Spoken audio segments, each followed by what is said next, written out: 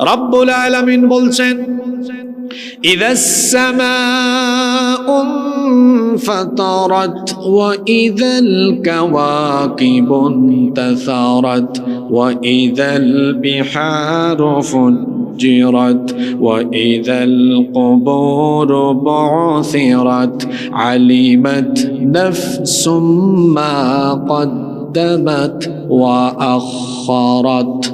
এই হলো 5 আয়াত। এই 5-এর মধ্যে প্রথম 3 আয়াতে কিয়ামতের প্রথম পর্বের কথা বলা হয়েছে। কিয়ামতের ঘটনা ঘটাবার জন্য আল্লাহ একজন বিশেষ ফেরেশতা বানিয়েছেন।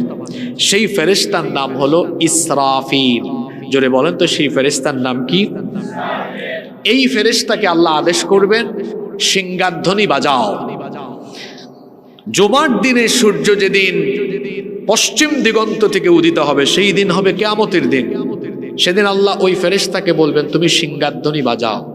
এই সিংহার বিকট ধ্বনি এতটাই বিভৎস হবে যে প্রথম সিংহার ফুৎকারে পরিস্থিতি কি হবে, এই সূরার প্রথম 3 আয়াতে আল্লাহ বলেছেন। প্রথম ফুৎকারের পরে দেখা যাবে আসমান, আমাদের মাথার উপরে যে আসমান আছে, এই আসমান যিনি বানিয়েছেন, জোরে বলেন তো তিনি কে? এই আসমান দীর্ণ বিদীর্ণ হয়ে যাবে, এই আসমান ফেটে যাবে। এই আসমানের বিশালতা কত আপনি তো জানেন না। টাঙ্গাইলে আছেন, মাথা উঁচু করে যদি আপনি মাথা উঁচু করে যদি তাকান, নীল আসমান দেখবেন। ঢাকায় গেলেও মাথা উঁচু করলে নীল আসমান দেখবেন। ইউরোপে যান, আমেরিকায় যান, পৃথিবীর যেখানেই আপনি যান না কেন, মাথা উঁচু করলে নীল আসমান দেখা যায়। এর বিশালতা পৃথিবীর বিজ্ঞানও এখনো জানে না। সবচাইতে আশ্চর্যের ব্যাপার হলো রব্বুল আলামিন এই আসমানকে বড় আশ্চর্যজনক ভাবে সৃষ্টি করেছেন। এই যে প্যান্ডেল এখানে আছে, এই প্যান্ডেল আমি যদি ধরে নেই 20,000 বা 25,000 স্কয়ার ফিট, তাহলে এখানে এই 20-25,000 স্কয়ার ফিট এই প্যান্ডেল বানানোর জন্য এখানে অসংখ্য পিলার ব্যবহার করা হয়েছে। কিন্তু আমাদের মাথার উপরে এত বড় বিশাল আসমান, শূন্যের উপরে আসমান ঝুলিয়ে রাখতে আল্লাহর কি কোনো খুঁটি বা পিলারের দরকার পড়েছে নাকি?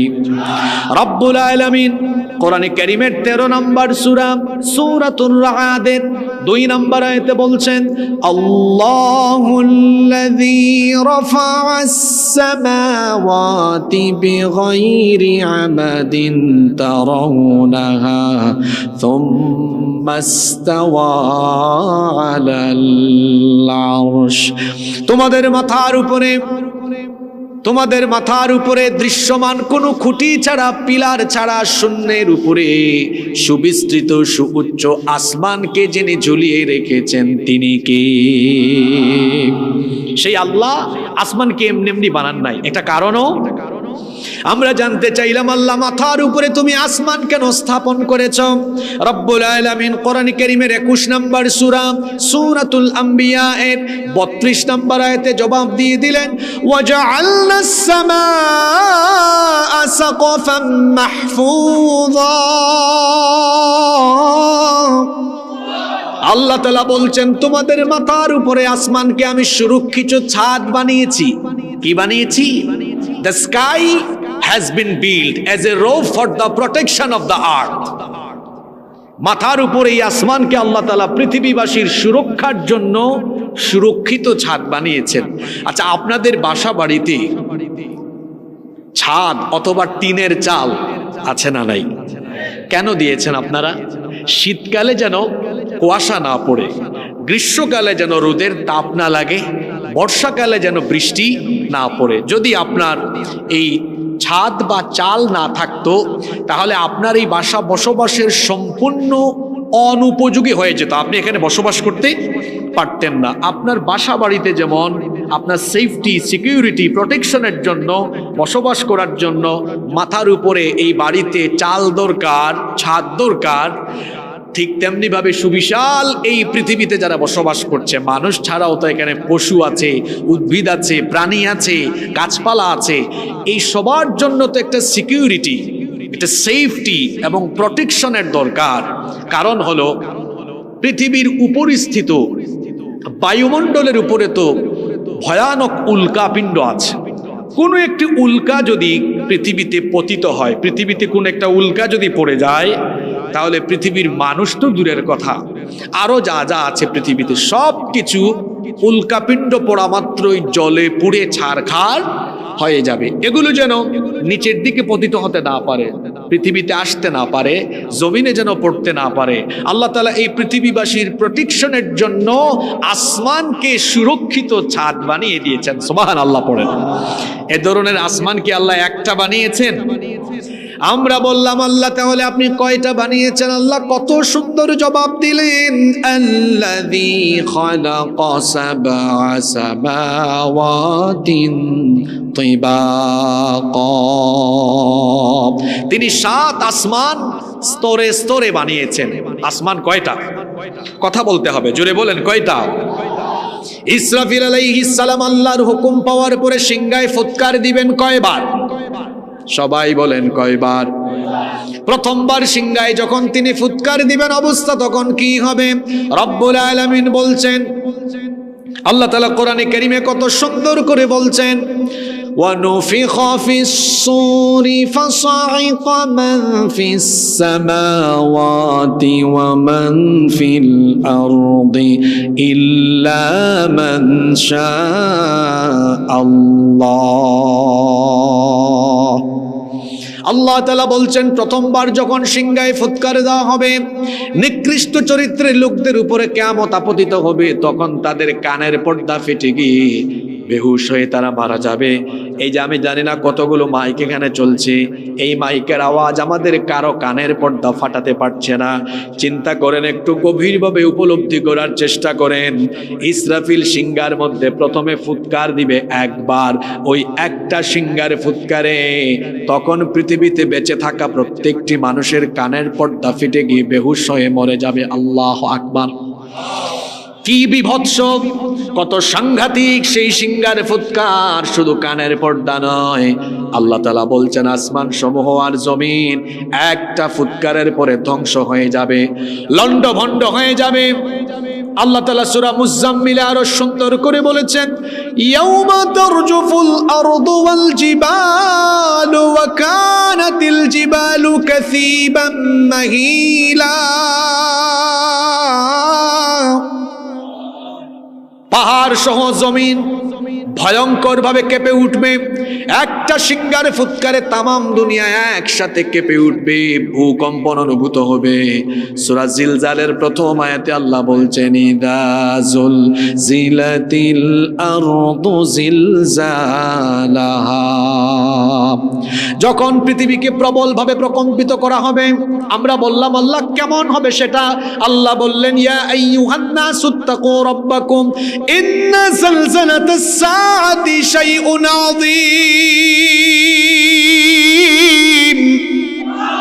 হে মানুষ, তোমরা তোমাদের ওই রবকে ভয় করো যে রবের হুকুমে এমন এক ভূকম্পন অনুভূত হবে, তামাম দুনিয়া বিরাট ভূকম্পনে প্রকম্পিত হবে। মাথার উপরের আসমানগুলো ফেটে গিয়ে একটা আরেকটার উপরে ঠাস ঠাস করে পড়ে যেতে থাকবে। আল্লাহু আকবার! রব্বুল আলামিন কোরআনে কারীমের 21 নম্বর সূরা সূরাতুল আম্বিয়া এর 104 নম্বর আয়াতে আল্লাহ বলছেন, ইয়াউমা নাতাওয়িস সামাআ কাতাইয়িস সিজিল্লি লিল কুতুব। বই পড়ে ফেলার পরে কিতাবের পৃষ্ঠা যেমন গুটিয়ে ফেলা হয়, ঠিক তেমনি ভাবে আল্লাহ তাআলা 7 আসমানকে গুটিয়ে ফেলবে। এক আসমান ফেটে গিয়ে আরেক আসমানের উপরে পড়বে, এমনি করে 7 আসমান একটার উপর আরেকটা, একটার উপর আরেকটা, একটার উপর আরেকটা ঠাস ঠাস করে পড়ে গিয়ে সবকিছু লন্ডভন্ড হয়ে যাবে। আল্লাহু আকবার!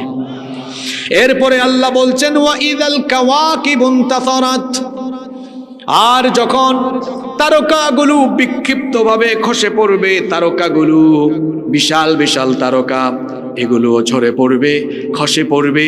এই যে মাথার উপরে মহাশূন্যে সূর্য আছে, সূর্যের চাইতে তারকা ছোট না বড়? আসমান আছে না শেষ? জোরে বলেন, আছে না শেষ? এরপরে আল্লাহ বলছেন, ওয়া ইদাল কাওয়াকিবু ইনতাসারাত, তারকা খসে খসে পড়বে, বিক্ষিপ্ত হয়ে ছিটকে পড়ে যাবে তারকা। আমরা তো রাতের বেলা সন্ধ্যার পরে দেখি খুব ছোট্ট ছোট্ট এগুলো দেখা যায়, আসলে এগুলো এত ছোট নয়। আমাদের সৌরজগতের সেন্টারে অবস্থিত সূর্য, এটি হচ্ছে পৃথিবী যে গ্রহ আছে, এই পৃথিবীর চাইতে সূর্য হলো 13 লক্ষ গুণ বড়। আল্লাহ আকবার। তার মানে সূর্যের ভেতরে আপনি 13 লক্ষ পৃথিবী ঢুকাই দিতে পারবেন। সূর্যের সাইজটা এত বড়। আপনি বলবেন হুজুর, যদি সূর্য পৃথিবী থেকে এত বড়ই হয় তাহলে সূর্যকে দেখতে তো ছোট লাগে কেন?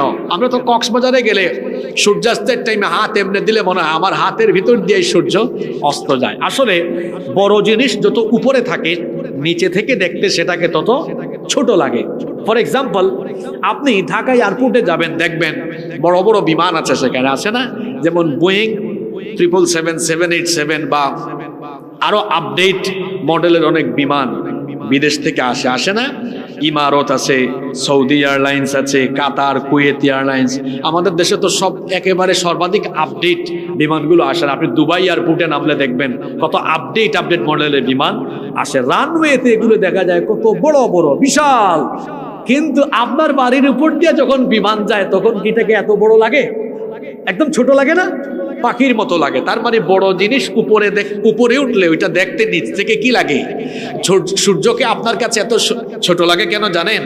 কারণ এই মাটি থেকে সূর্যের দূরত্ব হলো 9,30,00,000 মাইল, অর্থাৎ 15 কোটি কিলোমিটার।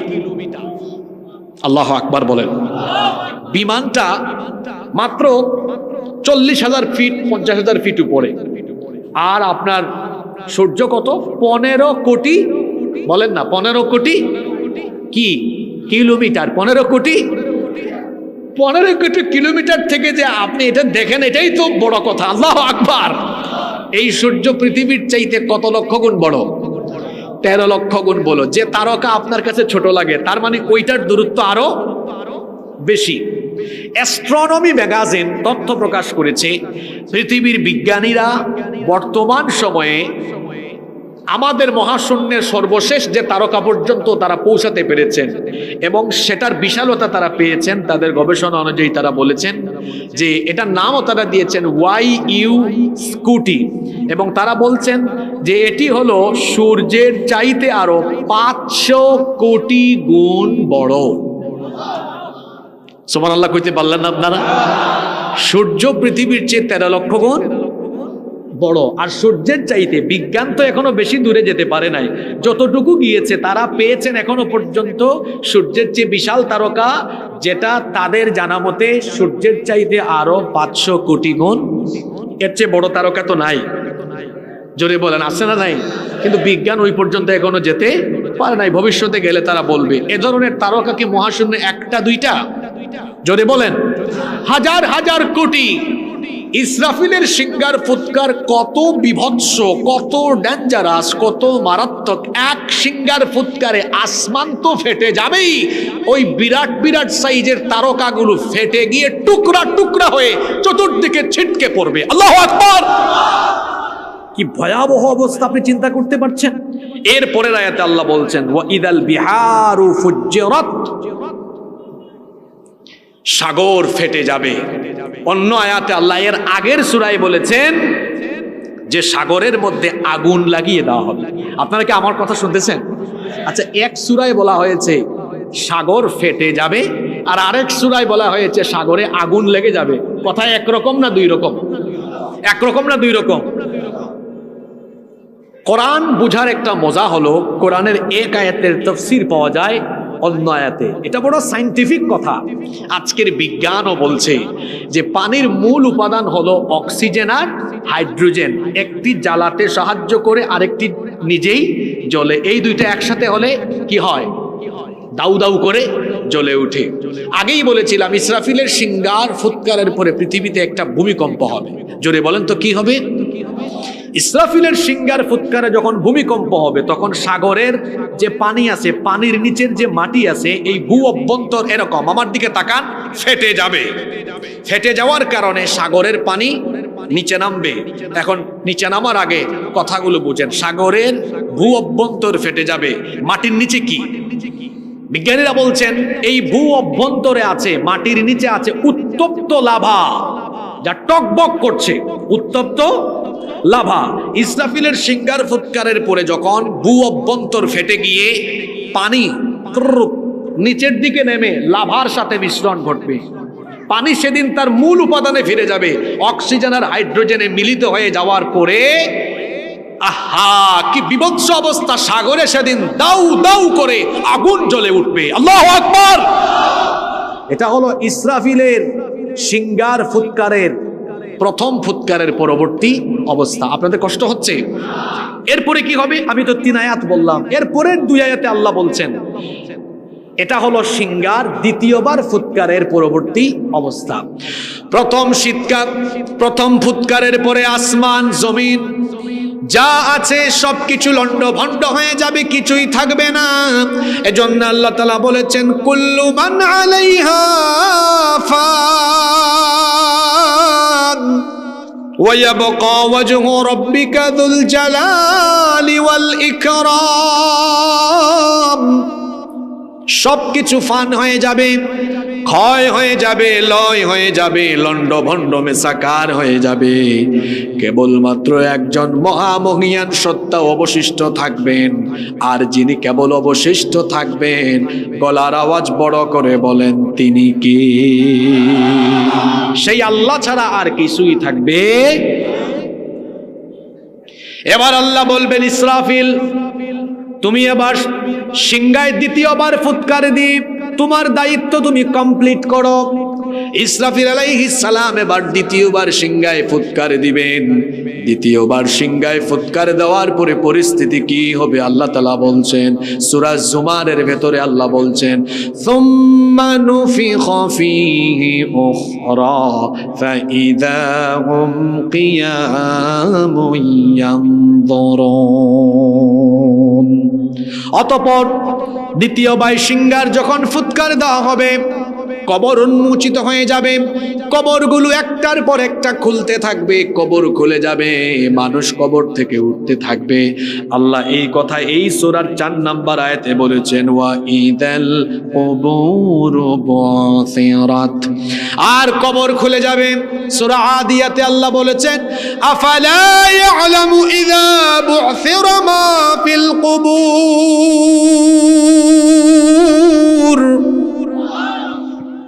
মানুষ কি ওই সময়টার কথা জানে না?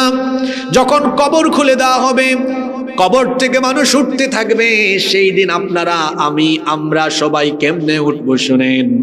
আহারে এখন দেখেন সবার গায়ের মধ্যে কত দামি দামি সুন্দর সুন্দর জামা কাপড়, কিন্তু ইসরাফিলের দ্বিতীয়বার সিংহার ফুৎকারের পরে মানুষ যখন কবর থেকে উঠতে থাকবে, তখন মানুষ কেমনে উঠবে শুনেন। আম্মা জান আয়েশা রাদিয়াল্লাহু আনহা হাদিস বর্ণনা করেছেন, তিনি বলেছেন আল্লাহর নবী বলেছেন ইউহশারুন নাসু ইয়াউমাল কিয়ামাতি হুফাতান উরাতান গরলা। সেই দিন মানুষ কবর থেকে উঠবে খালি গায়ে, গায়ে কোনো কাপড় চোপড় থাকবে না, উলঙ্গ অবস্থায় উঠবে, পায়ে কোনো জুতা থাকবে না, নগ্ন পদে খালি পায়ে, এমনকি খতনাবিহীন অবস্থায় মানুষ কবর থেকে উঠে হাসরের ময়দানের দিকে দৌড়াতে থাকবে। এই কথা শুনে আমাদের মা আম্মা জান আয়েশা রাদিয়াল্লাহু আনহা বললেন ওগো নবী, মানুষ যদি উলঙ্গ হয়ে হাসরের ময়দানে গিয়ে সমবেত হয়, আমি তো আপনার প্রিয়তমা স্ত্রী, আমার কি সেদিন লজ্জা লাগবে না? আমার কি সেদিন শরম করবে না? নবীজি বললেন আয়েশা গো শোনো, সেই দিনটা এত বিভৎস হবে, এত মারাত্মক হবে, 15 কোটি কিলোমিটার দূরের সূর্য সেদিন মানুষের মাথার একেবারে কাছাকাছি চলে আসবে, যার কারণে পায়ের তলায় কোনো মাটি থাকবে না, তামা হয়ে যাবে। গুনাহগারদের মাথার চান্দি ফেটে মগজ উতরে উতরে গলে গলে গলে গলে বেয়ে বেয়ে পড়তে থাকবে, মুখের ভেতর থেকে জিহ্বাটা বের হয়ে কুকুরের মতো নাভিস্থল পর্যন্ত ঝুলতে থাকবে। হাসরের ময়দানে মানুষ কঠিন এক পরিস্থিতির সম্মুখীন হবে। আল্লাহর আরশের ছায়া ছাড়া কোথাও কোনো গাছপালা, বৃক্ষরাজি, তরুলতা, উদ্ভিদ কিছুই থাকবে না। আল্লাহর সামনে দাঁড়িয়ে মানুষ কেমনে বিচারের সম্মুখীন হবে, এই পেরেশানিতে, এই দুশ্চিন্তায় সেই দিন প্রত্যেকটি মানুষ নিচের দিকে যে মাথা নত করে তাকাবে, নিচের দিকে মাথাটা যে দিয়ে রাখবে, সাহস করে মাথাটা উঁচু করার সাহসও করতে পারবে না। আল্লাহু আকবার। পরিস্থিতি সহজ না কঠিন? জোরে বলেন, সহজ না কঠিন? বিচার শুরু হবে, মানুষ হাসরের ময়দানে উপস্থিত, আমি আপনি আমরা সবাই সেখানে উপস্থিত থাকব। পরের আয়াত 5 নম্বর আয়াতে আল্লাহ বলছেন, যখন মানুষ হাসরের ময়দানে গিয়ে একত্রিত হবে, বিচার আরম্ভ হবে। আর বিচারটা কেমন করে হবে? মানুষ তার জন্ম থেকে নিয়ে মৃত্যু পর্যন্ত যা কিছু করেছে, আলিমাত নাফসুম মা কদ্দামাত ওয়া আখারাত, তার জীবনের আগের পরের, মিনাল বিদায়া ইলান নিহায়া, শুরু থেকে নিয়ে শেষ পর্যন্ত সে যা কিছু করেছে সবকিছু সে জানতে পারবে। কারণ মানুষ দুনিয়াতে যা কিছু করেছে সবকিছু রেকর্ড করে রাখার ব্যবস্থা যিনি করেছেন, গলার আওয়াজ বড় করে সবাই বলেন, তিনি কে? আপনাদের মনোযোগ আছে তো? শোনেন, খুব চমৎকার জায়গায় নিয়ে এসেছে এখন আপনাদেরকে। হাসরের মাঠে মানুষ উপস্থিত, আল্লাহ বলছেন এখন তারে সবকিছু জানিয়ে দেওয়া হবে। সে আগে কি করেছে, পরে কি। আল্লাহ কি এগুলো রেকর্ড করার ব্যবস্থা করেন নাই? এসেছি কার কাছ থেকে? জোরে বলেন, কার কাছ থেকে? ফিরে যেতে হবে কার কাছে? ইন্না লিল্লাহি ওয়া ইন্না ইলাইহি। এটা অর্থ কি?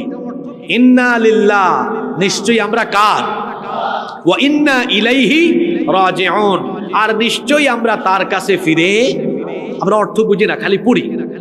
খালি মানুষকে যখন কবরে শুয়ান কি পড়েন? মিনহা খলাকনাকুম ওয়া ফিহা নুঈদুকুম ওয়া মিনহা নুখরিজুকুম তারাতান উখরা। অর্থ কি?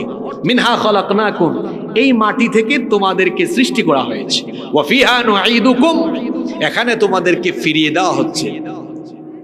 ওয়া মিনহা নুখরিজুকুম তারাতান উখরা, এখান থেকে আবার তোমাদেরকে যিনি উঠাবেন, জোরে বলেন তিনি কে? তাহলে বোঝা গেল যার কাছ থেকে এসেছি তার কাছে। আমরা কিন্তু একদম মুক্ত বিহঙ্গ না, মুক্ত পাখি না যে উড়ে বেড়াবো, বুঝছেন? আপনার পায়ের মধ্যে কিন্তু শিকল বান্ধা আছে। কোথায় যাবেন?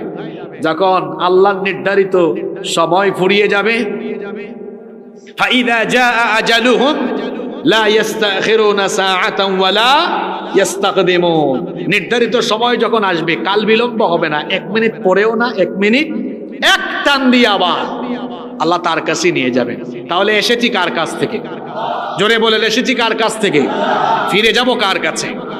সেই আল্লাহ এবার আপনাকে প্রশ্ন করছেন। শুনেন কি প্রশ্ন? রব্বুল আলামিন এবার আপনাকে জিজ্ঞেস করছেন, ইয়া আইয়ুহাল ইনসানু মা গররাকা বিরাব্বিকাল কারীম,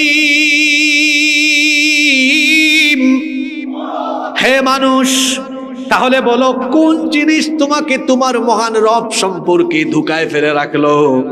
কোন জিনিস তোমাকে তোমার রব সম্পর্কে গাফেল করে রাখলো? অর্থাৎ আল্লাহ বোঝাতে চাচ্ছেন, তুমি এত তামাশা করো কেন, আমার সাথে এত বেয়াদবি করো কেন, এত নাফরমানি করো কেন? তুমি তো আবার আমার কাছেই আসবে, আমি পাঠিয়েছি আমার কাছে আসবে। সুতরাং আসা আর যাওয়ার মাঝখানের এই সময়টা তুমি কিভাবে আমার ব্যাপারে গাফেল হয়ে গেলে?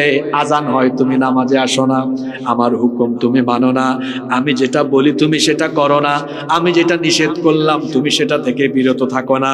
হে আমার বান্দা, তুমি বলো কোন জিনিস তোমাকে ওয়াসওয়াসায় ফেলে দিল, ধোঁকায় ফেলে দিল? তুমি আজকে মোবাইল ফোন হাতে পেয়ে ফষ্টি নষ্টি করো, তুমি আজকে যা মন চায় তা করো। বান্দারে, তুমি তো যে কোনো মুহূর্তে আমার কাছে চলে আসবে, কারণ তোমার জীবন হলো এমন, এই জীবনের নাই কোনো ওয়ারেন্টি, নাই কোনো গ্যারান্টি, এই জীবনের কোনো নিশ্চয়তা নাই। 2 সেকেন্ডে 1 সেকেন্ডের ভেতরে আমি মরে যেতে পারি।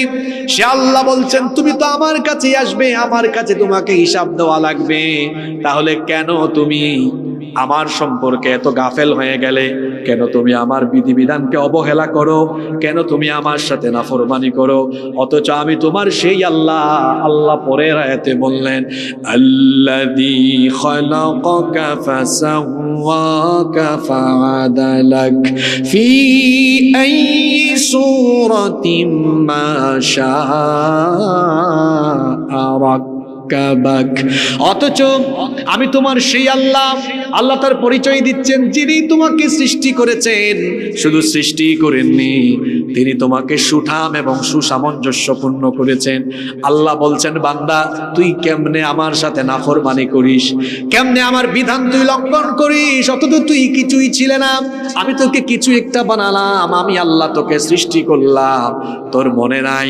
তুই ভুলে গিয়েছিস, শয়তানের খপ্পরে পড়ে তুই আমার ব্যাপারে গাফেল হয়ে গিয়েছিস। বান্দা মনে করে দেখ, আল্লাহ কোরআনে কারীমের ৭৬ নম্বর সূরা সূরাতুল ইনসানের প্রথম আয়াতে আপনাকে জানিয়ে দিলেন, হাল আতা আলাল ইনসানি হিনুম মিনাদ দাহরি লাম ইয়াকুন শাইআম মাযকুরা। মানুষের জীবনে কি এমন একটি সময় অতিবাহিত হয়নি যখন সে কিছুই ছিল না, নাম ঠিকানা ঘর বাড়ি এমনকি অস্তিত্ব পর্যন্ত ছিল না? বান্দারে, আমি তোমাকে কি করে ধাপে ধাপে বানালাম তুমি আজকে শোনো। কোরআনে কারীমের ২৩ নম্বর সূরা সূরাতুল মুমিনুনের ১২ নম্বর আয়াত থেকে আল্লাহ বলছেন, ওয়ালাকাদ খালাকনাল ইনসানা মিন সুলালাতিন মিন طين ثم جعلناه نطفة في قرار مكين ثم خلقنا النطفة علقة فخلقنا العلقة مضغة فخلقنا المضغة عظاما فكسونا العظام لحما। আল্লাহ তাআলা বলছেন, অবশ্যই আমি মাটির নির্যাস থেকে তোমাদেরকে সৃষ্টি করেছি। বান্দা শোনো, তুমি কিভাবে এসেছো? এখন তোমার ওজন ৬০ কেজি ৭০ কেজি, এখন তুমি ৫ ফুট ৬ ইঞ্চি ৭ ইঞ্চি ৮ ৯ ইঞ্চি অথবা ৬ ফিট ১-২ ইঞ্চি। শোনো বান্দা, কোথায় ছিলে, কিভাবে তুমি আসলে? বান্দা শোনো, পুরুষের ১ ফোঁটা স্পাম, ১ ফোঁটা শুক্রাণু, আর মহিলাদের অভাব, এই দুটোর কম্বিনেশনে আমি আল্লাহ তোমাকে বানানো আরম্ভ করলাম। কেমনে বানালাম? বান্দা শোনো, এমন ১ ফোঁটা নাপাক পানি থেকে আমি তোমাকে বানিয়েছি। এত বড়াই, এত বাহাদুরি, এত অহংকার তোমার, তুমি কিসের বাহাদুরি করো, কিসের অহংকার করো? অথচ তোমাকে আমি সৃষ্টি করেছি এমন ১ ফোঁটা নাপাক পানি থেকে, যে নাপাক পানি বের হয়ে গেলে মানুষের উপর গোসল ফরজ হয়ে যায়। এইরকম ১ ফোঁটা নাপাক পানি থেকে এই দুর্বল মানুষকে যিনি বানানো শুরু করেছেন তিনি কে? মানুষ সৃষ্টিগতভাবেই দুর্বল, খলিকাল ইনসানু দাঈফা, দুর্বল করে তাকে বানানো হয়েছে। কেমনে আল্লাহ বানিয়েছেন? আল্লাহ বলছেন, তোমার পিতার ১ ফোঁটা স্পাম, ১ ফোঁটা শুক্রাণু, সুম্মা জাআলনাহু নুতফাতান ফি করারিম মাকিন, তোমার মায়ের জরায়ুর ভিতরে সুরক্ষিত আধারে সুরক্ষিত জায়গায় আমি স্থাপন করলাম। তারপরে সেই শুক্রাণুকে আমি ধীরে ধীরে করে জায়গুটি রূপান্তর করে সেটাকে আমি জমাট বাঁধা রক্তে পরিণত করলাম। অতঃপর সেই জমাট বাঁধা রক্তকে আমি গোশতপিণ্ড বানালাম। তারপরে সেই গোশতপিণ্ডকে বড় একটা হাড্ডিতে রূপান্তর করলাম। অতঃপর সেই হাড্ডির উপরে গোশতের পোশাক আমি সেট আপ করে দিলাম। তখনও তোমার কান, নাক, ঠোঁট, হাত, পা কিচ্ছু ছিল না। তখন আমি আল্লাহ তোমার চক্ষু, তোমার কান, তোমার নাক, তোমার ঠোঁট, তোমার হাত, তোমার পা কেমনে দিলাম শোনো। গরুর মতো দিলাম না, ছাগলের মতো দিলাম না, হাতির মতো দিলাম না। লাকাদ খালাকনাল ইনসানা ফি আহসানি তাকওয়িম। এত সুন্দর চক্ষু তোমার চোখের মতো অন্য কারো চোখ নাই। এত সুন্দর হাত, এত সুন্দর পা, তোমার এত সুন্দর স্ট্রাকচার, তোমার মতো কোন সৃষ্টি আমার সৃষ্টি জগতের ভেতরে নাই। আল্লাহু আকবার। সে আল্লাহ বলছেন, তোমার সবকিছু আমি সুন্দরতম স্ট্রাকচারে, সুন্দরতম অবয়বে আমি গঠন করে আমি কি করলাম? বান্দা শোনো, সূরা হজের ভেতরে আল্লাহ বলেছেন, ওয়ানুকিরু ফিল আরহামি মা নাশাউ ইলা আজালিম মুসাম্মা। সুন্দরতম একটা অবয়বে আমি আল্লাহ তোমাকে তোমার মায়ের পেটের ভেতরে নির্দিষ্ট সময় পর্যন্ত রেখে দিলাম। সুবহানাল্লাহ পড়েন। তখন কিন্তু তোমার ওজন বেশি ছিল না। এখন তো আলতাসনো করলে বোঝা যায় আলতাসনুর রিপোর্টে দেখবেন ডক্টর লিখে দেয় 3 মাসে ওজন হইল 300 গ্রাম 400 গ্রাম, বাড়তে বাড়তে যখন মায়ের পেটের ভেতর থেকে যেদিন বাচ্চা বের হয় 2.5 কেজি, 3 কেজি, 4 কেজি, 5 কেজি। আল্লাহ বলছেন শোনো বান্দা, যখন তোমার মায়ের পেটের ভেতর থেকে তুমি বের হলে আমি আল্লাহ কেমনে বের করলাম? সুম্মা নুখরিজুকুম তিফলা, একটা ছোট্ট বাচ্চার সাইজে তোমাকে মায়ের পেটের ভেতর থেকে এনে দুনিয়ার আলো বাতাস দেখিয়েছেন যিনি, জুড়ে বলেন তিনি কে? সেই আল্লাহ আপনাকে বলছেন আমি তোমাকে বানালাম, আমি তোমাকে সৃষ্টি করে আমার দয়ায় তুমি দুনিয়াতে আসলে আমার সাথে কেমনে নাফরমানি করো? আমার দয়ায় বেঁচে আছো। প্রতিটা মুহূর্তে আমরা যার দয়ায় বেঁচে আছি, জোরে বলেন তো তিনি কি?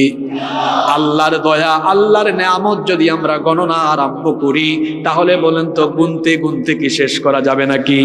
সেই আল্লাহ বলছেন ওয়া ইন তাউদ্দু নি'মাতাল্লাহি লা তুহসুহা, আর বান্দা তুমি যদি আল্লাহর নেয়ামত গণনা আরম্ভ করো, গুনতে গুনতে তোমার দুনিয়ার জীবন শেষ হয়ে যাবে, এমনকি কিয়ামতের সিংহা ধ্বনি বেজে যাবে, তারপরেও আমার নেয়ামত গুনতে গুনতে গুনতে গুনতে শেষ করা যাবে না। প্রতিনিয়ত যার দয়ায় আমরা বেঁচে আছি, জুড়ে বলেন তো তিনি কে? কোন দয়ার কথা আমি বলতাম বলেন? এই যে নিঃশ্বাস প্রতিটা মুহূর্তে নিয়ে বেঁচে আছি, এটা কার দেওয়া? প্রতিদিন আপনি কত লিটার অক্সিজেন নেন জানেন? বর্তমান বিজ্ঞানীরা বলেছেন একজন সুস্থ স্বাভাবিক মানুষ প্রতিদিন 500 থেকে 600 লিটার অক্সিজেন গ্রহণ করে। আল্লাহু আকবার। এটার বাজার দাম কত? এটার বাজার দর হলো 5 লক্ষ থেকে 6 লক্ষ টাকা। আমি যদি 5 লক্ষ টাকাও ধরি, তাহলে প্রতিদিন আপনি অক্সিজেন নেন কত লক্ষ টাকার? তাহলে মাসে কত? 150 লক্ষ, মানে 1.5 কোটি টাকা। বছরে এর পরিমাণ হলো 18 কোটি টাকা। তাহলে যার বয়স যত, 18 কোটি দিয়ে গুণ করে দেখেন, জন্মের পর আজ পর্যন্ত মিলিয়ন বিলিয়ন ট্রিলিয়ন ডলারের অক্সিজেন আল্লাহর কাছ থেকে নিয়েছি, কোনো ফি আল্লাহকে দেওয়া লাগে নাই। আল্লাহু আকবার। কিভাবে আল্লাহ বাঁচিয়ে রাখছেন? এই আল্লাহকে সেজদা দেন না আপনি, এই আল্লাহর সাথে নাফরমানি কেমনে করেন? ও যুবক ভাইয়েরা, চরিত্র বিধ্বংসী আকর্ষণীয় মোবাইল ফোনের উপাদান পেয়ে যেমন চাই তাই করো, ফষ্টি নষ্টি করো। সে আল্লাহ কিভাবে আপনাকে সুস্থ রেখেছেন জানেন? যে যৌবনের উন্মাদনা, যে তারুণ্যের শক্তি আপনি প্রদর্শন করেন, এটা কোথার থেকে আসে? আজকে ভালো করে শুনেন। আল্লাহ আপনার শরীরকে তরতাজা এনার্জেটিক রাখার জন্য, সুস্থ রাখার জন্য আল্লাহ কি ধরনের সিস্টেম আপনার বডির ভেতরে তৈরি করে দিয়েছেন। এই যে মানুষ মাঝে মাঝে হাঁচি দেয়, হাঁচু দেয় না, এটা আল্লাহর নেয়ামত, এটা আল্লাহর। এজন্য তো মানুষ হাঁচি দিলে কি বলে? জোরে বলেন, কি বলে? আলহামদুলিল্লাহ মানুষ কোন সময় বলে? খুশির টাইমই তো বলে, তাই না? কেন আলহামদুলিল্লাহ পড়ছে? নিশ্চয়ই এখানে খুশির কোনো সংবাদ। কি খুশির সংবাদ? এটা অনেকে বলতে পারবে না। 1,500 বছর এখন দেখেন, আদম আলাইহিস সালামকে আল্লাহ সৃষ্টির পরে প্রথমে তিনি কি দিয়েছেন? হাঁচি দিয়েছেন। রূহ ঢুকানোর পরে হাঁচি দিয়েছেন। তিনি বলেছেন আলহামদু। কেন বলছেন? আপনারা কি মনোযোগী আছেন না ঘুমাই গেছেন? আছেন তো? কেন দিয়েছেন শুনেন। আহা, আজকের চিকিৎসা বিজ্ঞান এটা বুঝা আমাদের জন্য পরিষ্কার করে দিয়েছে। এই যে আমরা যে পরিবেশে বাস করি, আপনারা বলেন তো এই পরিবেশে ব্যাকটেরিয়া, জাম, জীবাণু কম না বেশি? শুধু কি বেশি বলবেন না অনেক বেশি বলবেন? তো প্রতিনিয়ত যে আমরা নাক দিয়ে নিঃশ্বাস নেই, এই নিঃশ্বাসের সাথে কত ধুলা বালু ময়লা নাকের ভিতর দিয়ে ঢুকে ফুসফুসে গিয়ে জমা হয়ে যায়। এগুলো যদি আল্লাহ রিফাইনারি সিস্টেম না রাখতেন, বের করার পরিষ্কার করার ব্যবস্থা আল্লাহ না রাখতেন, তাহলে তো ময়লা জমে আপনার কবরে যাওয়া লাগতো। অথবা বেঁচে থাকতে হলে প্রতি 2 মাস 3 মাস বা নির্দিষ্ট সময় পরে পরে আপনি হসপিটালে গিয়ে এগুলা বের করা ব্যবস্থা করে আপনার সুস্থ থাকা লাগতো। আল্লাহ বললেন কেন এত তোমার কষ্ট করার কি দরকার? আমি আল্লাহ অটো রিফাইনারি সিস্টেম দিয়ে দিলাম। তোমার ভেতরে যতই ময়লা যাক না কেন, তুমি হাঁচি দিবা। হাঁচি দিলে কি হবে? আজকে চিকিৎসা বিজ্ঞান বলছে মানুষ যখন হাঁচি দেয়, এক হাঁচির সাথে 160 মাইল বেগে তার নাকের ভেতর দিয়ে বাতাস বের হয়। আল্লাহু আকবার। মোটরসাইকেল চালানো চালক ভাইরা বলেন তো আপনাদের গতিবেগ কত? 60 তো আপনি সব রাস্তায় পারবেন না। এই যে গ্রামের এলোপাতারি রাস্তায় সর্বোচ্চ 30 বা 40, ঠিক কিনা? কিন্তু আপনি হাঁচি দেওয়ার সময় নাকের ভেতর দিয়ে 160 মাইল বেগে বাতাস বের হয়। আল্লাহু আকবার। চিকিৎসা বিজ্ঞানীরা গবেষণা করে দেখেছেন ওই এক হাঁচির সাথে 160 মাইল বেগে মানুষ যখন হাঁচি দেয়, তার ফুসফুসে জমে থাকা প্রায় 5 থেকে 6 হাজার রকমের জীবাণু এক হাঁচির মাধ্যমেই বের হয়ে যায়। এই জন্য তো আমরা হাঁচি দিয়ে বলি আলহামদুলিল্লাহ। হাদিসে কি এসেছে? হাঁচি আসে কার তরফ থেকে? আর হাই, এটা কার তরফ থেকে? হাঁচি আসে কার তরফ থেকে? এজন্য হাঁচিকে বলা হয়েছে আল্লাহর নেয়ামত। সুবহানাল্লাহ। এরকম কত নেয়ামত আমাদেরকে দিয়েছেন কে? সে আল্লাহ বলছেন, এই বান্দা, তুই আমার এত নেয়ামত ভোগ করিস, তারপরে তুই আমার ইবাদত করিস না, তুই আমারে সাজদা দিলি না, তুই আমার হুকুম মানলি না, তুই আমার বিধান মানলি না, তোর যা মন চাই তুই তাই করস, তুই কি করবি বল? তুই তো আমার কাছেই আসা লাগবি। সে আল্লাহ আপনাকে জিজ্ঞেস করছেন, ইয়া আইয়ুহাল ইনসান মা গররাকা বিরাব্বিকাল কারীম, কোন জিনিস তোমাকে তোমার মহান রব সম্পর্কে গাফেল করে রাখলো? অথচ তিনি সৃষ্টি করেছেন, তিনিই সুঠাম এবং সুসামঞ্জস্যপূর্ণ করেছেন। এমনকি ফি আইয়ি সূরাতিম মা শাআ রাক্কাবাক, তিনি যেভাবে চেয়েছেন। আপনার নাক আপনার বাপের মতো হবে, আপনার চোখ আপনার মার মতো হবে, আপনার ফেস আপনার চাচার মতো হবে। আল্লাহ বলছেন, আমি যারে যেভাবে চেয়েছি তারে ঠিক সেইভাবে বানিয়েছি। সুবহানাল্লাহ। দেখবেন কিছু সন্তান তার মায়ের চেহারা পেয়েছে, কিছু পাইছে বাপের চেহারা। আল্লাহ বলছেন, ফি আইয়ি সূরাতিম মা শাআ রাক্কাবাক, তিনি যেমনটা চেয়েছেন তেমন সূরত দিয়ে তোমাকে বানিয়েছেন। সুবহানাল্লাহ পড়েন। সেই আল্লাহ আপ করছেন। তাহলে বলো বান্দা, আমি বানালাম, আমি নিয়ামত ভোগ করালাম, তুমি আমার দয়ায় বেঁচে আছো, কেন তুমি তাহলে আমার সাথে নাফরমানি করো? আল্লাহ প্রশ্ন করে এরপরে আল্লাহ বলছেন, এর কারণ হলো তুমি দুনিয়াতে শয়তানের খপ্পরে পড়েছো, যে শয়তান তোমাকে শিখিয়েছে খাও দাও মজা করো, দুনিয়াটা মস্ত বড়। তুমি আসলে পরকালকে বিশ্বাস করো না। তুমি মনে করো না যে আল্লাহর সামনে দাঁড়িয়ে বিচারের সম্মুখীন হওয়া লাগবে, আল্লাহ একদিন হিসাব নিবেন। এই অনুভূতি তোমার হৃদয়ে তুমি ধারণ করো না, লালন করো না বলে তুই শয়তানের খপ্পরে পড়ে পাপ করো, গুনাহ করো। আচ্ছা, আপনারা আমাকে বলেন তো, আল্লাহর সামনে দাঁড়িয়ে আমাকে হিসাব দেওয়া লাগবে, এটা যদি কেউ ভেতর থেকে ফিল করে, ওই ব্যক্তি কি এক ওয়াক্ত নামাজ কাজা করবে? আপনারা বলেন, কিয়ামতের দিন প্রথম কোন আমলের হিসাব হবে? জোরে বলেন, কোন আমলের হিসাব হবে? তো আমার একটা প্রশ্ন কমন প্রশ্ন ফাঁস হয়ে গেছে। প্রশ্ন কি হয়ে গেছে? ফাঁস। অনেক জায়গায় পরীক্ষা হয় না, এসএসসি এইচএসসি পরীক্ষা, পরীক্ষার্থী জানে না প্রশ্ন কি আসবে।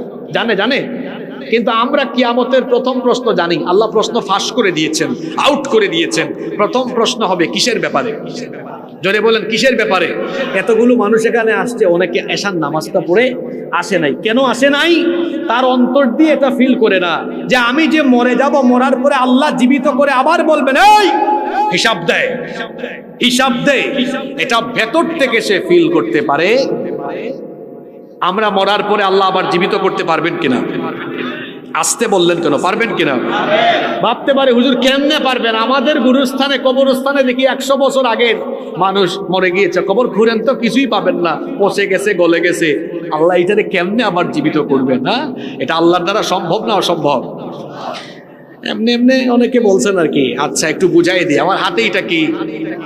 এটা নষ্ট হলে নিয়ে যান কোথায়? জোরে বলেন, কার কাছে? এটা নিয়ে যাওয়ার পরে মিকার সাহেব কি করে? এটা খুলে ফেলে পার্ট পার্ট আলাদা করে। আপনি এটা দেখলে মনে হবে হায় হায় হায় হায়, এটা আবার কেমনে জোড়া লাগাবে? দেখা যায় 15-20 মিনিট পরে মোবাইল ঠিক করে দিয়ে আবার এটার সবগুলা পার্টস আবার ফিটিং দিয়ে দিয়েছে। দেয় কি দেয় না? তাহলে এই মিকারের মাথায় খোলা, কথাটা বুঝেন, খোলা ফিটিংসের জ্ঞান দিয়েছেন কে? আল্লাহর দেওয়া জ্ঞান ব্যবহার করে মানুষ যদি খোলা আর ফিটিংস দিতে পারে, তো জ্ঞানদাতা মহামহিয়ান আল্লাহ, তিনি বুঝি আপনার মতো দুর্বল মানুষের শরীরের পার্টস খুলে খুলে সব আলাদা হয়ে গেলে এগুলারে আবার জোড়া দিয়া আবার জীবিত করা আল্লাহর দ্বারা খুব কঠিন। কঠিন কঠিন বিশ্বাস হয়? তাহলে নামাজ ছাড়লেন কেন? তাহলে সুদ খাইলেন কেন? তাহলে ঘুষ খাইলেন কেন? তাহলে মোবাইল হাতে নিয়ে আজে বাজে ভিডিও দেখেন কেন? গুনাহ করেন কেন? পাপ করেন কেন? আল্লাহ বলছেন তুমি মুখে বলো, তুমি কিয়ামত হাসর বিচার হবে, কিন্তু এটা বিশ্বাস করো না। আল্লাহ বলছেন কাল্লা, পরের আয়াত, কখনো নয়। বাল তুকাযযিবুনা বিদ্দীন, তোমরা ইয়াউমুদ্দিন অর্থাৎ বিচার দিবস, কৃতকর্ম দিবসকে তোমরা অস্বীকার করো। সে আল্লাহ বলছেন অস্বীকার করে কোনো লাভ নাই, অবশ্যই সেই বিচার দিবস আসবে। আর তোমরা দুনিয়াতে যা কিছু করেছো তার হিসাব হবে। এখন বলতে পারো যে আল্লাহ দুনিয়াতে আমি যা কিছু করেছি সব কিছু আপনি কেমনে জানবেন? আল্লাহ বলেন তুমি কি মনে করেছো বান্দা? আফা হাসিবতুম আন্নামা খালাকনাকুম আবাসান ওয়া আন্নাকুম ইলাইনা লা তুরজাউন। মানুষ কি মনে করেছে অযথাই নিরর্থক তাকে সৃষ্টি করা হয়েছে, তারা কি আমার কাছে ফিরে আসবে না? সে মনে করেছে আমি যাই করি আল্লাহ সব এগুলো জানবেন কেমনে? সেই আল্লাহ বলছেন শোন বান্দা, তুই কি মনে করেছিস আমি তোকে গোয়েন্দা ছাড়া, তত্ত্বাবধায়ক ছাড়া তোরে একা একা ছেড়ে দিয়েছি নাকি? আল্লাহ পরের আয়াতে বলছেন না রে বান্দা শোন, তোর সাথে আমি কেমনে গোয়েন্দা লাগিয়ে দিয়েছি শুনে নে। ওয়া ইন্না আলাইকুম লাহাফিযিন, আর নিশ্চয়ই তোমাদের জন্য তত্ত্বাবধায়ক ফেরেশতা নিয়োগ করা হয়েছে, তোমাদের জন্য দারোয়ান, দারোগা ফিট করে দেওয়া হয়েছে, দারোগা তোমাদের সাথে নিযুক্ত করে দেওয়া হয়েছে। আমরা বললাম আল্লাহ তাদের নাম কি? কারা কারা? আল্লাহ বললেন তাদের নাম হলো কিরামান কাতিবিন। বলেন তাদের নাম কি? কিরামান। জোরে বলেন। আপনাদের সাথে আমার সাথে সবার সাথে দুইজন আছে, এদের নাম কিরামান। জোরে বলেন কিরামান। আমরা বললাম আল্লাহ এই দুইজন আমাদের কোন দিকে আছে? সামনে না পিছনে, ডানে না বামে? কত সুন্দর আল্লাহ জবাব দিয়ে দিলেন, ইয ইয়াতালাক্কাল মুতালাক্কিয়ানি আনিল ইয়ামিনি ওয়া আনিশ শিমালি কাঈদ মা ইয়ালফিযু মিন কওলিন ইল্লা লাদাইহি রাকীবুন আতীদ। সে আল্লাহ বলছেন ডানে আর বামে দুইজন ফেরেশতা বসে তোমাদের আমলনামা গ্রহণ করে। একজন আছে ডানে, আরেকজন আছে। ডানের ফেরেশতা তোমাদের ভালো আমলগুলো লিখে, মাহফিলে এসেছো লিখেছে, নামাজে গিয়েছো সেটা লিখেছে।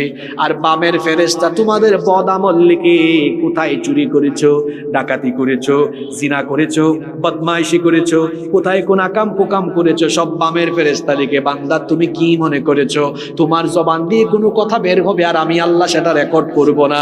এমনটা তো হতে পারে না। মা ইয়ালফিযু মিন কওলিন ইল্লা লাদাইহি রাকীবুন আতীদ। আল্লাহু আকবার। কি কথা আল্লাহ বলছেন? মানুষের জবান থেকে এমন কোনো কথা বের হয় না যা ফেরেশতা রেকর্ড করে রাখে। সব রেকর্ড হচ্ছে। এই জন্য জাহান্নামীরা আশ্চর্য হবে, আশ্চর্য হয়ে তারা কিয়ামতের দিন আমলনামার দিকে তাকিয়ে বলবে, প্রত্যেকের হাতে কিয়ামতের দিন আমলনামা দিবেন কে? জাহান্নামীরা অবাক হয়ে আমলনামার দিকে তাকায় বলবে, মালি হাদাল কিতাব। একটু আয়াতের প্রথম থেকে টান দিয়ে আল্লাহ বলেছেন, ওয়াউদিআল কিতাবু ফাতারাল মুজরিমিনা মুশফিকিনা মিম্মা ফীহি ওয়া ইয়াকুলুনা ইয়া ওয়াইলাতানা মা লিহাদাল কিতাব। আমলনামা রেখে দেওয়া হবে, ফাতারাল মুজরিমিন, অতঃপর জাহান্নামীরা সেটা দেখবে। মুশফিকিনা, দেখার পরে তাদের অন্তর ভীতবিহ্বল হয়ে যাবে। ইয়াকুলুনা, তারা বলবে, ইয়া ওয়াইলাতানা, আফসোস, দুর্ভাগ্য আমার, মা লিহাদাল কিতাব, এটা কেমন আমলনামা? লা ইউগাদিরু সগীরাতান ওয়ালা কাবীরাতান ইল্লা আহসাহা, আমার জীবনের ছোট বড় কোনো কাজই তো বাদ নাই, সব এখানে লেখা আছে। ছোটটাও লেখা আছে, বড়টাও লেখা আছে, প্রকাশ্যে করেছি এটাও লেখা, গোপনে গোপনে আমি যা করেছি, হায় হায় হায়, আমি তো আমার বেডরুমে দরজা বন্ধ করে দিয়ে আমার গার্লফ্রেন্ডের সাথে ফষ্টি নষ্টি করেছি, আমি তো দরজা বন্ধ করে দিয়ে আজে বাজে ভিডিও দেখেছি, এটা আমার মা বাপ ভাই বোন কেউ জানতো না, এখন দেখি এটাও সেখানে লেখা হয়েছে। আল্লাহ বলছেন, ওয়া ওয়াজাদু মা আমিলু হাদিরা ওয়া লা ইয়াযলিমু রাব্বুকা রাব্বুকা আহাদা। বান্দা যা করেছে সব সে হাজির দেখবে, সব তার সামনে উপস্থিত থাকবে। ওয়ালা ইয়াযলিমু রাব্বুকা আহাদা, তোমার রব সেদিন কারো উপরে কোনো ধরনের জুলুম করবেন। আল্লাহর বিচারে কোনো জুলুম আছে? আমাদের বিচারে জুলুম আছে। 500 টাকা দিয়া অনেক সময় দেখবেন গ্রামে গঞ্জে অনেকে বিচার ফয়সালা সালিশ করে না, করে বেশি জিনিস থাকে না, 500 টাকা বেশি বলে ফেলছি। গ্রামে গঞ্জে অনেককে বেনসন সিগারেট দেওয়া বিচারের রায় উল্টায় দেওয়া যায়, যায় কিনা বলেন? 200 টাকা 300 টাকা দিলে করা যায়। মানুষ তার বিচারে অনেক সময় প্রহসন করে, অবিচার করে, জুলুম করে, নিরপরাধীকে অপরাধী বানিয়ে সাজা দেয়, আবার অপরাধীকে নিরপরাধী বানিয়ে ছেড়ে দেয়। এমন চিত্র বলেন সমাজে আছে না নাই? আছে না নাই? ভালো মানুষ ফাঁসি দিয়ে দেয়, অপরাধী তাকে জেলখানা থেকে বের করে দেয়। এরকম নজির পৃথিবীতে আছে কিনা? জোরে বলেন আছে কিনা? আল্লাহ বলছেন ওয়ালা ইয়াযলিমু রাব্বুকা আহাদা, তোমার রব এরকম কোন জুলুম করেন। বিচার আরম্ভ হয়ে যাবে, হাসরের ময়দান, 2 দল হবে সেই দিন। এখন তো অনেক দল, দল আর দল, কিন্তু আল্লাহ বলছেন আমার বিচারের দিনে দল হয়ে যাবে 2টা। জোরে বলেন কয়টা? ফারিকুন ফিল জান্নাতি ওয়া ফারিকুন ফিস সাঈর। এক দল হবে জান্নাতি, আরেক দল হবে জাহান্নামী। এবার আল্লাহ বলছেন জান্নাতি কারা আর জাহান্নামী কারা? পরের আয়াত থেকে আল্লাহ বলছেন ইন্নাল আবরারা লাফি নাঈম ওয়া ইন্নাল ফুজ্জারা লাফি জাহিম। নিশ্চয়ই পুণ্যবান, সৎকর্মশীল, নেককার বান্দারা নেয়ামতের ভেতরে থাকবে। নেককার বান্দারা আল্লাহর জান্নাতের নেয়ামতের ভিতরে থাকবে। প্রশ্ন হতে পারে জান্নাতের ভিতরে কত নেয়ামত? আল্লাহ কত সুন্দর জবাব দিচ্ছেন। কুরআনের এক আয়াতের তাফসীর অন্য আয়াতে আছে ওয়া ইযা রাআইতা সুম্মা রাআইতা নাঈমা ওয়া মুলকান কাবীরা। বান্দা তুমি জান্নাতে যেদিকে তাকাবে, যেদিকে দেখবে, আবার তাকাও, আবার দেখবে, আবার তাকাও, আবার দেখবে, শুধু তুমি নেয়ামত আর নেয়ামত, নেয়ামত আর নেয়ামত দেখবে। সুবহানাল্লাহ। জান্নাতে নেয়ামতের কোনো কমতি, এত নেয়ামত। এক একটা জান্নাত কত বড়, আপনারা কি আসেন না ঘুমাই গেছেন? এক একটা জান্নাত কত বড়। আল্লাহর নবী বলেছেন একেবারে সর্বনিম্ন ক্যাটাগরির জান্নাত। সর্ব, জোরে বলেন সর্ব না সর্বোচ্চ বললাম? সর্ব মানে এর চেয়ে নিচে আর সর্বনিম্ন পর্যায়ের জান্নাতির জান্নাত হলো, নবীজি বলেছেন তার জান্নাত পৃথিবীর মতো 10টা পৃথিবীর সমান বিশালতার জান্নাত। এটা সর্বোচ্চ না সর্বনিম্ন? আপনারা খুশি না বেজার? আচ্ছা, আপনাদের ঘর, আপনাদের বাড়ি, আপনাদের এলাকায় জায়গা জমির হিসাব আপনারা স্কোয়ার ফিট দিয়ে করেন, শতক, বিঘা, কানি, গন্ডা কিভাবে করেন? হ্যাঁ, শতক। আপনার বাড়ি মনে করেন 10% জায়গার উপরে এরিয়া, তা আপনার বাড়ির চৌকাঠ কয় ফুট? কথা বলছেন না কেন আপনারা? কয় ফুট চৌকাঠ বুঝেন না? এক পাল্লা থেকে আরেক পাল্লার মাঝখানের দূরত্ব আপনারা পাল্লা বলেন? 3.5 ফিট না? 3.5 ফিট। 3.5 ফিট প্রশস্তটা বলছি, প্রশস্ত 3.5 ফিট না? তো জান্নাত যদি সর্বনিম্নটাই 10টা দুনিয়ার সমান হয়, তো চৌকাটের মাঝখানের প্রশস্ততা কি 3.5 ফিট হবে? কত তাইলে? আল্লাহর নবী বলেছেন কত? আল্লাহর নবী বলেছেন জান্নাতি, সর্বনিম্ন জান্নাতির জান্নাত, এত বড় জান্নাত, দরজার 2 পাল্লার মাঝখানের প্রশস্ততা, ব্যাপকতা হবে সৌদি আরবের মক্কা সিটি থেকে বাহরাইনের হাজার সিটি। গুগল ম্যাপ সার্চ করে দেখেন, গুগল ম্যাপের ডিস্টেন্স হলো 1200 কিলোমিটারের বেশি। তার মানে জান্নাতের এক দরজা থেকে আরেক দরজার মাঝখানের এই প্রশস্ততা হলো 1200 কিলোমিটার ব্যাপকতার সমান। আরো আসতে বলেন সুবহানাল্লাহ। এই জান্নাতে বান্দা ঢুকবে। জান্নাতের বিল্ডিং গুলো তার জন্য কেমন? আমাদের ঢাকা শহরের বিল্ডিং যেমন, তাই তো? কেমন? আল্লাহর নবী বলেছেন লিবনাতুম মিন যাহাবিন ওয়া লিবনাতুম মিন ফিদ্দাহ ওয়ামালাতুহাল মিসকুল আদফার ওয়া হাসবাউহাল লুলু ওয়াল ইয়াকুত ওয়া তুরবাতুহাজ জাফরান। নবীজি বলেছেন স্বর্ণ আর রৌপ্যের ইটের গাঁথুনি দিয়ে জান্নাতের দেয়াল প্রস্তুত করা হয়েছে। সিমেন্ট আর বালুতে কোনো দুর্গন্ধ নাই, মেশকে আম্বরের সুগন্ধ, ইয়াকুত আর মতির পাথর ব্যবহার করা হয়েছে, ইটালিয়ান টাইলস নয়, জাফরান দিয়ে জান্নাতের ফ্লোর সাজানো হয়েছে। সুবহানাল্লাহ। ফার্নিচার আসবাবপত্র কেমন? মানুষের কল্পনার চাইতেও সুন্দর, স্বর্ণরৌপ্য খচিত। শুধু তাই নয়, জান্নাতীরা জান্নাতে যাবে সবুজ সবুজ আসনে, সুউচ্চ আসনে হেলান দিয়ে জান্নাত অবলোকন করবে, ঝর্ণার কলকল ধ্বনি শুনবে। জান্নাতীরা জান্নাতে ঢোকার পরে আল্লাহ তাদেরকে মেহমানদারি করবেন। সর্বপ্রথম জান্নাতীদের সামনে মাছের কলিজা ভুনা করে পরিবেশন করা হবে। এখানেই শেষ নাকি? তারপরে চিকেন আছে, মাটন আছে, বারবিকিউ আছে, ফিশ আছে, সেখানে বারবিকিউ ডিনার পার্টি পর্যন্ত হবে, সব আছে। এমনকি ওয়ালাহমিন তাইরিম মিম্মা ইয়াশতাহুন, বান্দা যে ধরনের পাখির গোশত চাইবে সেরকমের পাখির গোশতও থাকবে। সুবহানাল্লাহ। রেস্টুরেন্টে ঢুকেন, অর্ডার করেন, অর্ডার করলে খাবার কি সাথে সাথে আসে না কিছু দেরি হয়? আল্লাহ বলছেন জান্নাতি জান্নাতে যেটা খেতে চাইবে চাওয়া মাত্রই তার সামনে রেডি হয়ে চলে আসবে। জান্নাতে জান্নাতি কত আনন্দে, বাজার আছে, মিলনায়তন আছে। মিলনায়তন বললে তো এখন ইয়াং জেনারেশন বুঝে না, অর্থাৎ তার জন্য সেখানে ওই যে কি বলে এটাকে আমরা কি বলি, অডিটোরিয়াম, বা সেখানে তার বিনোদনের জন্য আলাদা বিনোদনের ব্যবস্থাও থাকবে। এক একজন জান্নাতি, সর্বনিম্ন জান্নাতির জন্য আল্লাহ 80,000 খাদেম রেখে দিবেন। সুবহানাল্লাহ। কত হাজার? আপনারা খুশি না বেজার? তারপরে জান্নাতীদের জন্য হরেক রকমের ড্রিঙ্কস, সেখানে আছে মদ। হুজুর কি কোন, এটা মদ তো হারাম, দুনিয়ার এটা তো পচা, এটা পচা জিনিস দিয়ে বানানো, এটা সেবন করলে ফিজিক্যাল এনার্জি লস হয়, এমনকি সেন্সলেস হয়, বউকে মা ডাকে, ও চিনে না কোনটা কে। আর জান্নাতেরটা কেমন? লা ফিহা গাউলুন ওয়ালা হুম ইউনজাফুন। আল্লাহ বলেছেন সেন্সলেস হবে না, মেধা বিলুপ্ত হবে না, খাইলে শুধু এনার্জি বাড়বে। সুবহানাল্লাহ।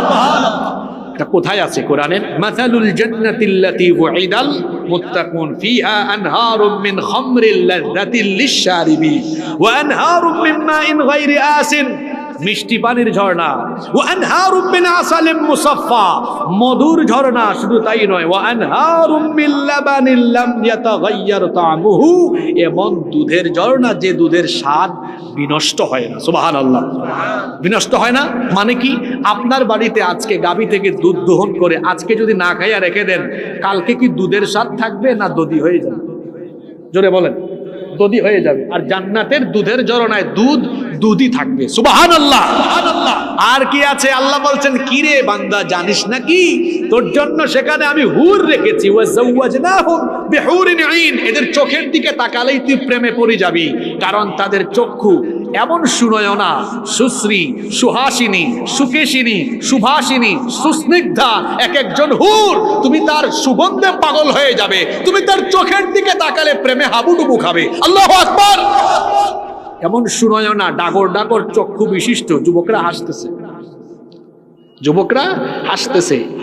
এরকম রোমান্টিক কথাই তো আল্লাহ বলেছেন। আলেমরা আছেন হুরিন আইন, হুরিন আইন মানে কি? হুরিন আইন সুনয়না, যাদের চক্ষু দেখতেই সুন্দর, চোখের দিকে তাকালেই কাম হয়েছে। তারপরে কি? লাম ইয়াতমিথুন্না ইনসুন ক্বাবলাহুম ওয়ালা জান। টাঙ্গাইলের জরিনা সকিনার দিকে কত মানুষ তাকায়, আল্লাহ বলছেন শোন তোর জন্য কেমন টাটকা টাটকা হুর রেখেছি, এদেরকে কোনো জিন বা মানুষ কোনোদিন স্পর্শ করে নাই, এমন ইনট্যাক্ট হুর আমি আল্লাহ তোর জন্য রেখেছি। সুবহানাল্লাহ। এদের সৌন্দর্য কেমন? আল্লাহ নবী বলেছেন একজন হুর যদি দুনিয়ার আসমানে এসে একবার উকি মারার সুযোগ পেত, আল্লাহ তাকে আদেশ দিতেন তাদের সৌন্দর্যে সূর্যের আলো পর্যন্ত ম্লান হয়ে যেত।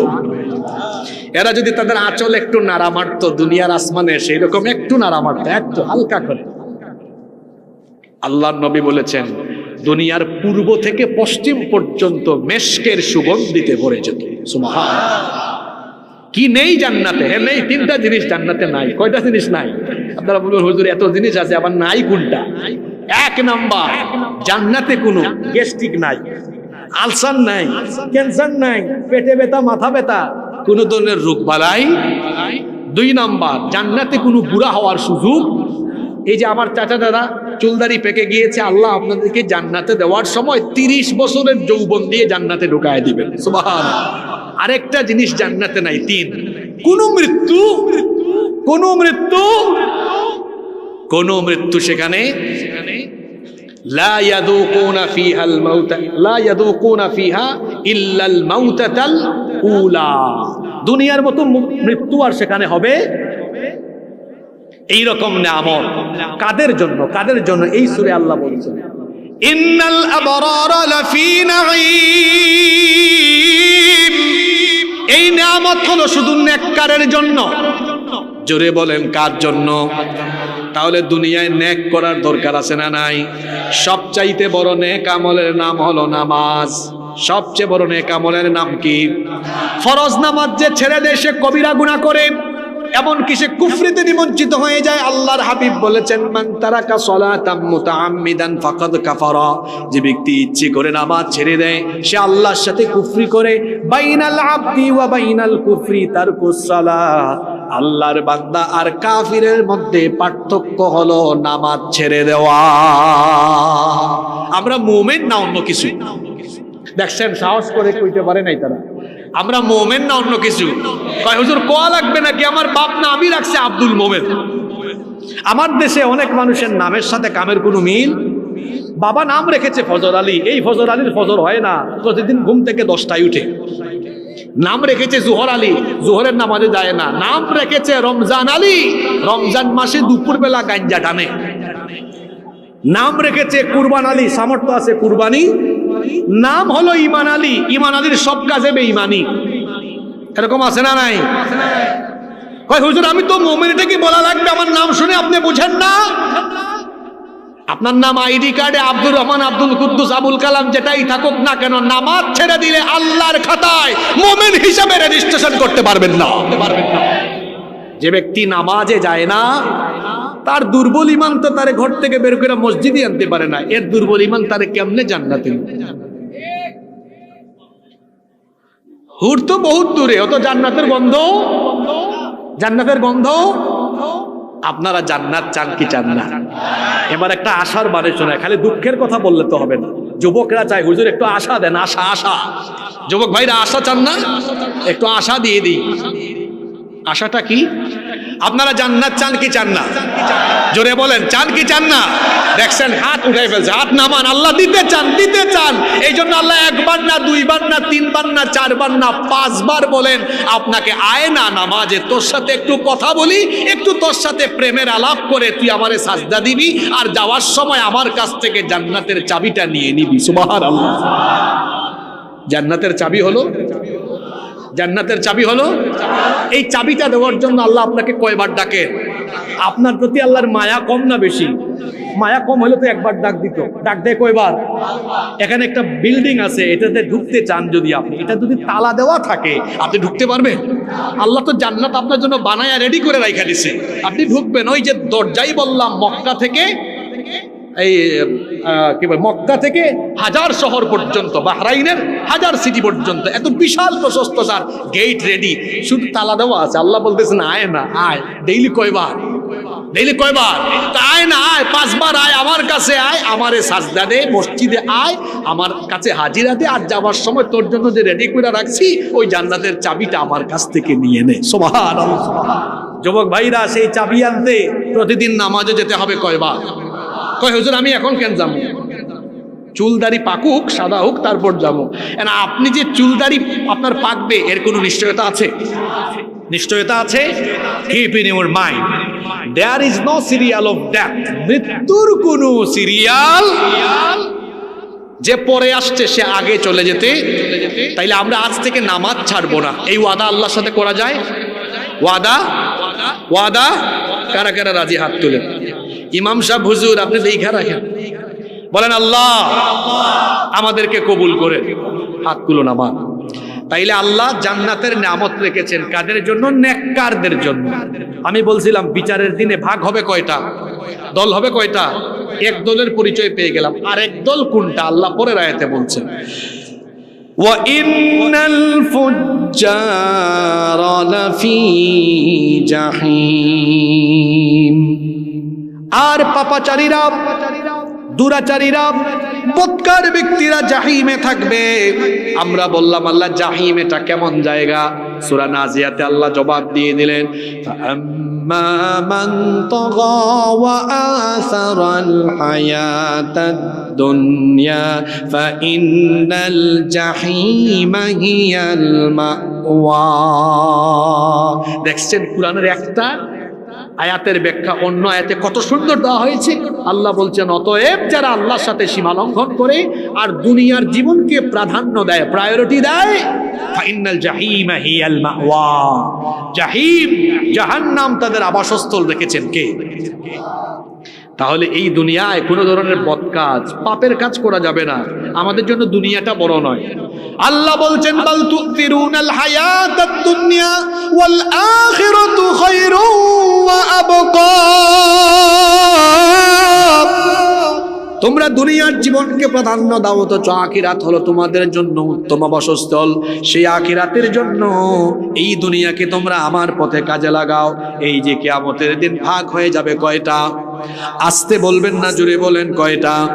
আল্লাহ বলছেন এই দুই দলের এক দল জান্নাতে, আরেক দল জাহান্নামে যাবেই যাবে। পরের আয়াতে আল্লাহ বললেন ইয়াসলাউনাহা ইয়াউমাদ্দিনি ওয়া মা হুম আনহা বিগাইবিন।